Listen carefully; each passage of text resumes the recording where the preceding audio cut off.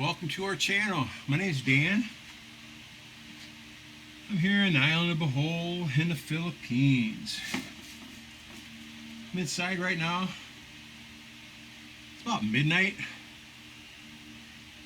And I just spent about an hour and a half or so cleaning up some knives that I had. Ran into a couple when I was cleaning. I saw a couple other. I figured, oh, I'm not doing this, I might as well do them all. And what I used is this ordinary right angle grinder with a flap sanding disc on it. Now, this is probably an 80 grit disc.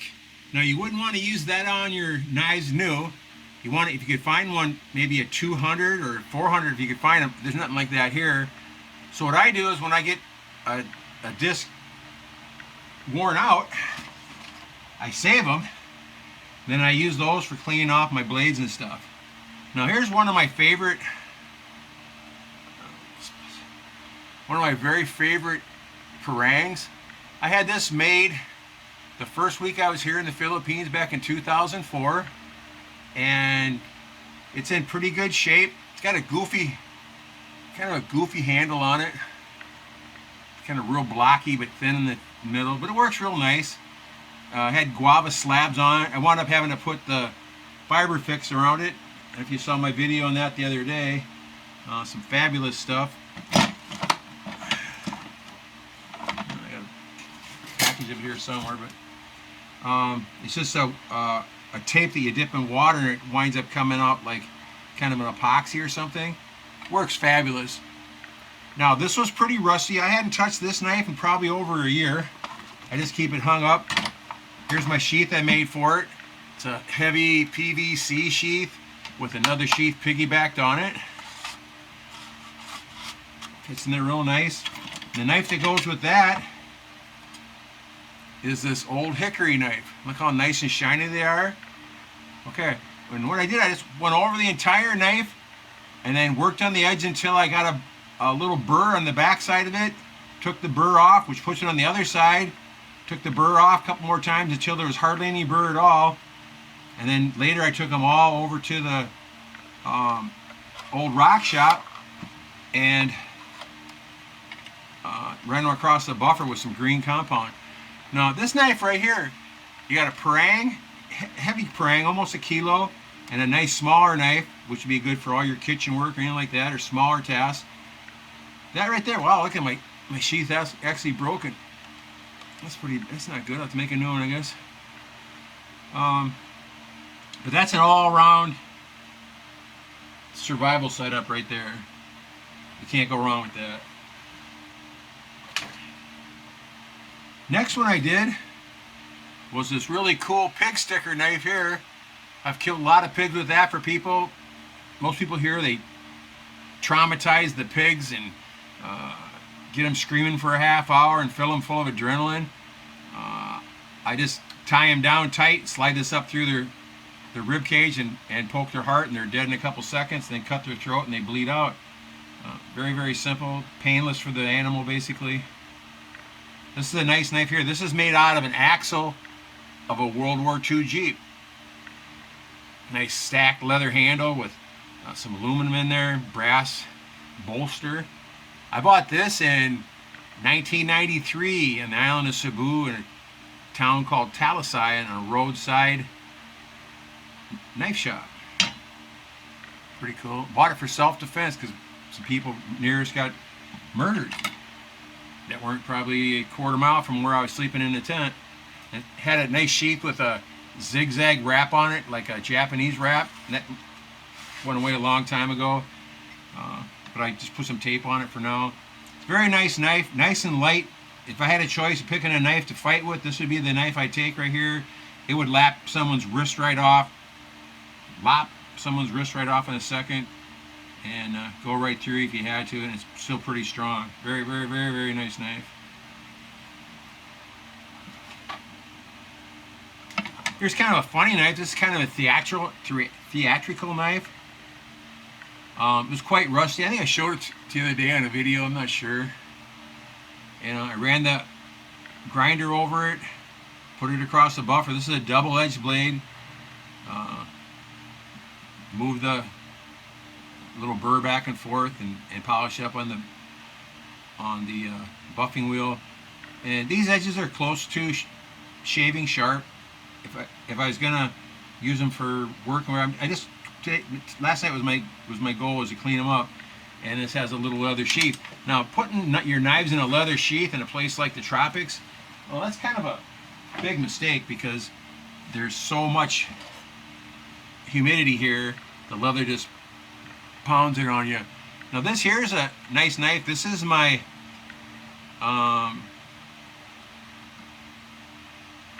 version of a Condor knife. What was it called? Condor something. This is made out of from a old cane knife, and it's a little too thin for doing a lot of different work, but it's pretty nice and light, but it's quite useful. Made a PVC sheath out of it, and after I got done cleaning the blades off and then touching up the edges on the grinder, then I gave each one of these knives just a real light coating of clear acrylic spray to keep the moisture off of it so they don't rust so fast. It works very well. Again, most of these knives I don't use hardly at all. Here's a real nice big knife here. Here's an 11-inch blade. This was made out of a cleaver. No, I take it back. This was made out of a big long Philippine bolo style knife. It has a carabao horn handle. Very nice knife, nice and thick, 11 inches long, similar to a BK9, but a little bit longer, and a little bit heavier probably. And obviously not plastic handles, but very nice knife.